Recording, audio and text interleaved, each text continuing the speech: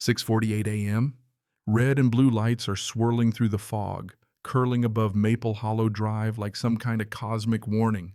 Two police cruisers sitting right at the end of my gravel path, engines idling their exhaust, mixing with the cold morning air.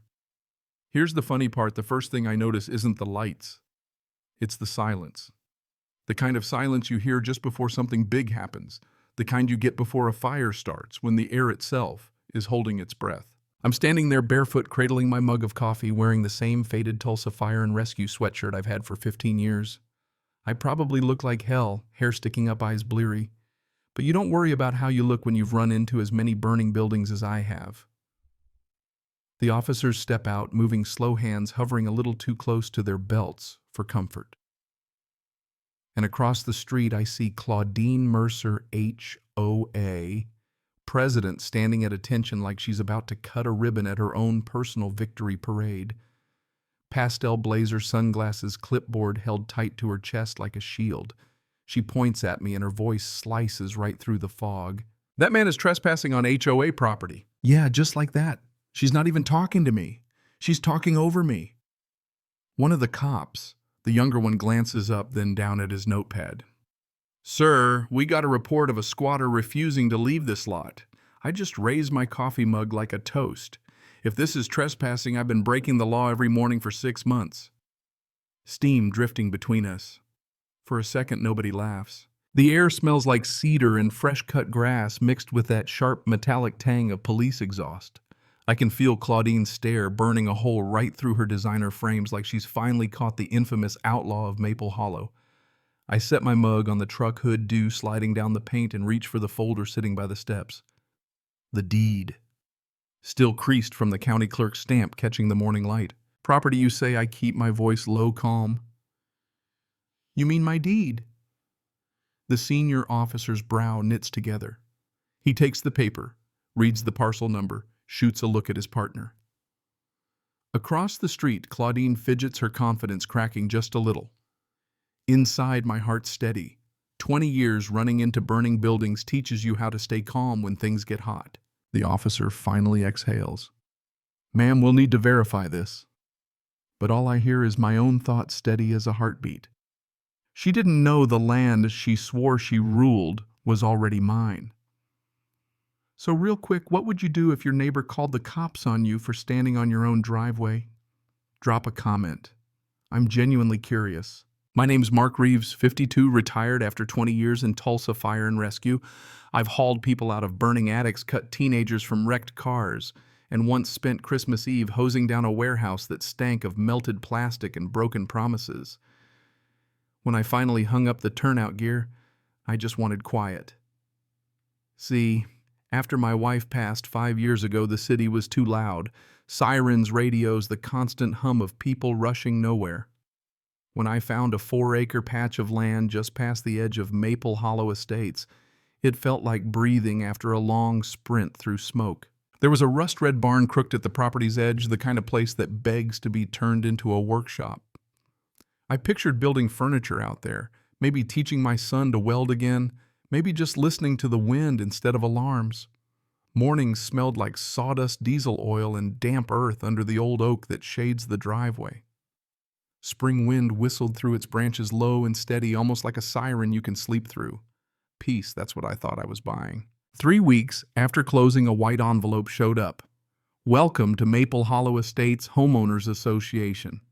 Gold script, glossy brochure, rules for everything approved, paint colors, mailbox heights, pet weights, even how tall your Santa can be at Christmas. I actually laughed. Poured another cup of coffee, sent a polite email to the address inside. "Thanks for the welcome, but I'm not in your HOA." No reply. But then a white Lexus RX started crawling past my gate every morning and dusk. Blonde bob sunglasses, phone angled just so, always slowing down for a picture. Claudine Mercer, HOA president, self-appointed savior of suburban order. At first I thought she was just proud of her neighborhood sign. Then the letters started friendly reminders about landscaping, driveway materials, and my fence. The fence, by the way, had been there since before disco was cool. I ignored the letters, figured someone would clear up the mistake eventually. But with people like Claudine, Mistakes aren't accidents, they're openings. She circled until she saw smoke, then called it a fire. And me, I've been through firestorms. This one just wore perfume and carried a clipboard. 2 mornings later, another certified letter arrived. Maple Hollow Estates Homeowners Association. Violation notice, glossy paper toner, and arrogance. Unapproved fencing, non-compliant driveway.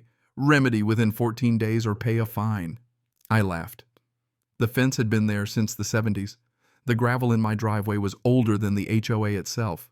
Here's the thing people get wrong about firefighters. It's not the danger you get addicted to, it's the purpose. For 2 decades, my job was simple: run toward what everyone else ran away from. Then my wife got sick. And suddenly there was a fire I couldn't put out. She was gone in 6 months. I hung around the station for another year, pretending that burning buildings still meant something. But at some point, the smoke follows you home.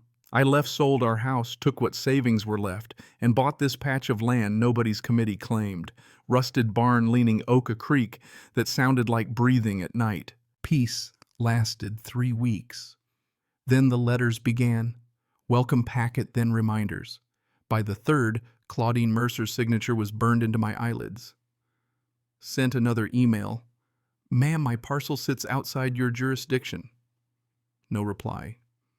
Next week, her Lexus idled by the gate, again snapping pictures of the barn. Then another letter, this time failure to comply may result in lien action. That old firefighter tightness returned to my chest, not from running, but from being hunted. Neighbors started avoiding me at the hardware store. Someone called me the non-payer. Word travels fast in a small town, truth not so much. I spread 2 maps on my kitchen table that night. County's official plat and the HOA's version from their website. Mine stopped 200 feet before my driveway. Theirs. My whole lot shaded blue common buffer zone. That's when I realized it wasn't a clerical error. It was a power grab. I started a binder, labeled it Evidence Day 1. Because I know when someone's about to start a fire, and Claudine was holding a match. You can tell a lot by the way someone holds a clipboard. The first time I met her face to face, she was clicking across my grass, high heels, sinking in sunglasses, glinting. Didn't bother to say hello, just pointed at my barn. That structure isn't approved. I wiped my hands on a rag. It's a barn. Been here longer than you or me. She took a picture anyway. Maple Hollow standards prohibit unpainted outbuildings. I'm not in Maple Hollow, I said, calm as ever. She just smiled, the kind of smile that hides teeth. Everyone says that at first. Then she started measuring things with her phone, like she could map her control over my land. Her perfume hung in the air long after she left, sweet and synthetic, like lilacs and lawyer fees.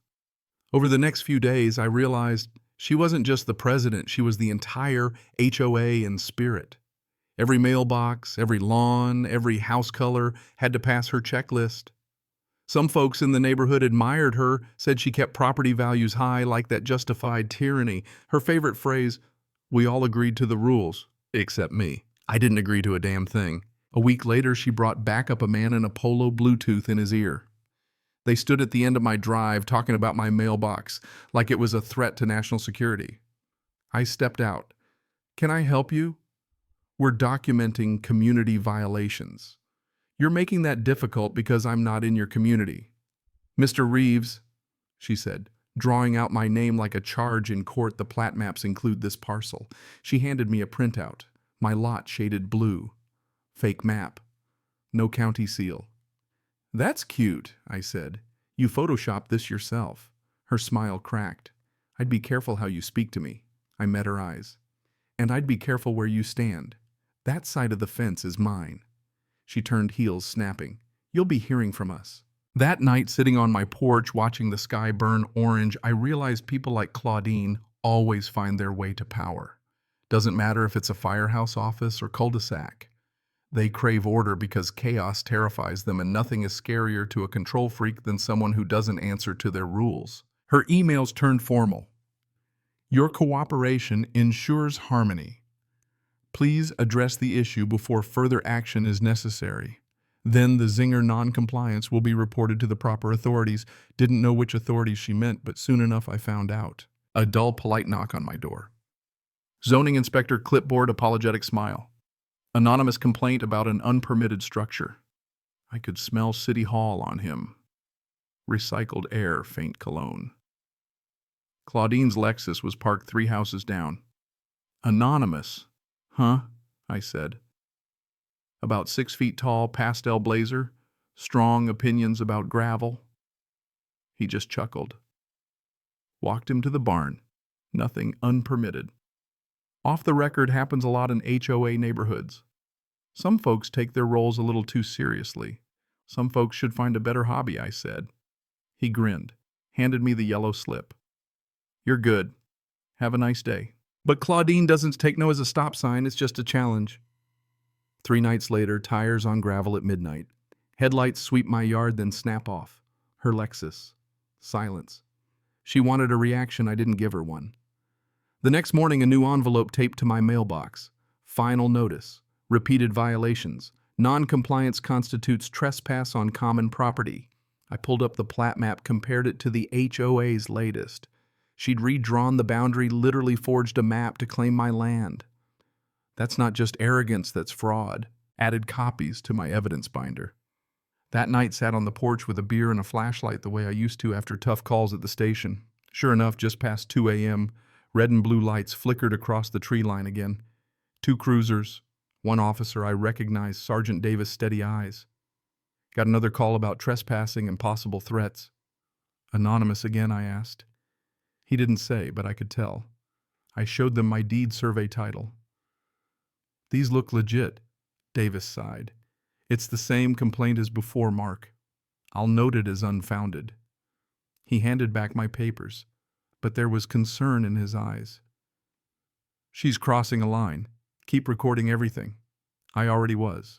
You can't fight fire with paperwork unless you know how to read the fine print. I'd seen flames crawl across drywall before, but paper fires burn through trust before you ever smell the smoke. After the second police visit, I knew her next move would come with signatures, so I called Sonia. 12 years ago, I'd carried her mother out of a house fire. Back then, she was just a scared law student. Now she was a property lawyer with a voice like a scalpel. Mark Reeves, she answered. Haven't heard that name since the night my hair smelled like smoke for a week. Hope you're not holding a grudge, I said. She laughed. Depends. What's burning now, paperwork? Within an hour, she was at my kitchen table, navy suit me in flannel and boots. The contrast was something else. I slid her the binder, 3 police calls, fake maps, threats. She flipped through. This corrected boundary map, they filed it, but it's not stamped, meaning it's fake. Unenforceable. She traced a line. Plat version says Amendment 2B County only shows 2A. They skipped approval. That's a violation of state statute. By next week, Sonia had pulled county records, meeting minutes, emails from the HOA's management company. Every breadcrumb led to Claudine's signature on documents never officially recorded. But I wasn't the only one she was burning. At the hardware store, I ran into Miguel and Dana Torres. You're fighting the HOA too, right? Miguel asked. Fighting's a big word, I said. Surviving's closer. Dana handed me a letter. They fined us $7,000 for a treehouse. $7 grand. They said it violated aesthetic harmony. It's for our 8-year-old. I read the letter, same tone as mine. Claudine's perfume in legal form. Then there was Mrs. Keene, the widow across the street, clutching a pink slip like a death notice. They're putting a lien on my house, she whispered. Her roses, 20 years old, apparently encroached on common landscaping. The common strip didn't exist on county maps. I scanned the paper, promised to look into it. That night, Sonia and I built a digital folder, every fine notice altered document. She called it the paper trail. I called it a powder keg. Neighbors started dropping by after dark with envelopes and stories. Landscaper fined for mulch color, teacher warned for a carpool sign, veteran fined for improper flag angle. All the same pattern, intimidation, silence payment. Miguel brought his laptop. You're not going to believe this. He'd scraped HOA website change logs Claudine had edited, meeting minutes after posting, removing votes, rewriting decisions. She's rewriting history, I said. Digital arson, Sonia muttered. We set up cameras, recorded everything, documented every encounter. The porch became a war room, files stacked between beer bottles and coffee mugs. The air smelled like printer ink dust and resolve. By week's end, we had evidence of boundary tampering, selective enforcement fraud, plain and simple.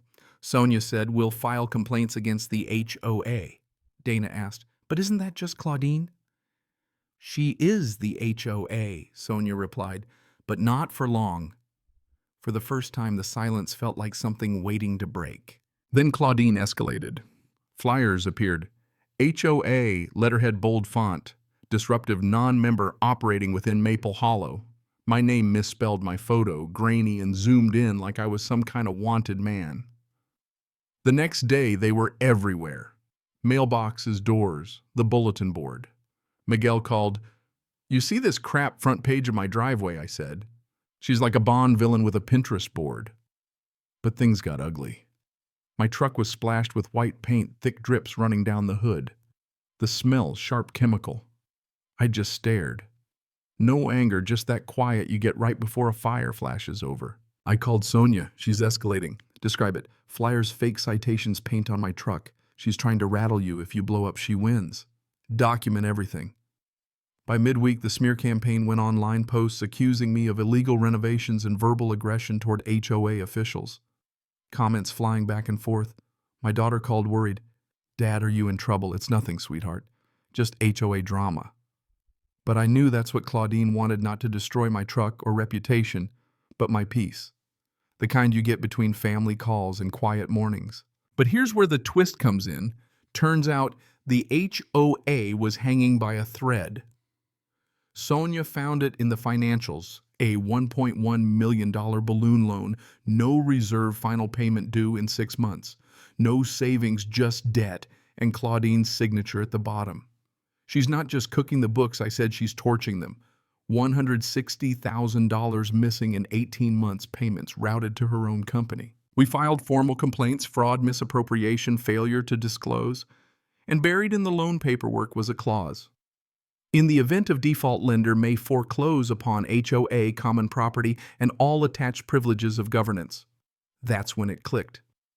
Sonia, if they default, whoever buys the property at auction owns the HOA. She blinked, realization dawning. If someone buys it, they buy the power. Buy. 3 weeks later, courthouse steps. Humid gray day. Auctioneer starts at $650,000. Investors mumble. One guy drops out at $690. I raise my hand. $691. Silence. Gavel drops. Sold. Just like that, the HOA that tried to destroy me belonged to me. Claudine showed up the next morning, immaculate but rattled. "You can't buy a neighborhood," she hissed. I wiped my hands. "Apparently I just did." She jabbed a finger at me. "This isn't over." "Oh, it is. You just haven't caught up yet." Her face flickered rage, disbelief, fear all at once. "I'm not your problem anymore, Claudine. I'm your landlord." She turned and left, heels striking the pavement like punctuation marks on her own confession. Court day. Homeowners filled the benches. Miguel, Dana, Mrs. Keene, even the ones who'd once been too scared to make eye contact. Claudine, all in black, beside a bargain bin lawyer. Sonia started, "Your Honor. Evidence shows systematic fraud and abuse, $160,000 to Mercer Realty, LLC, owned by the defendant. Defaulted $1.1 million loan. Per statute, insolvency allows dissolution by the property owner, my client." Claudine's lawyer objected. Sonia countered, calm. Detective Morrison walked in, handed the judge a folder. "We've confirmed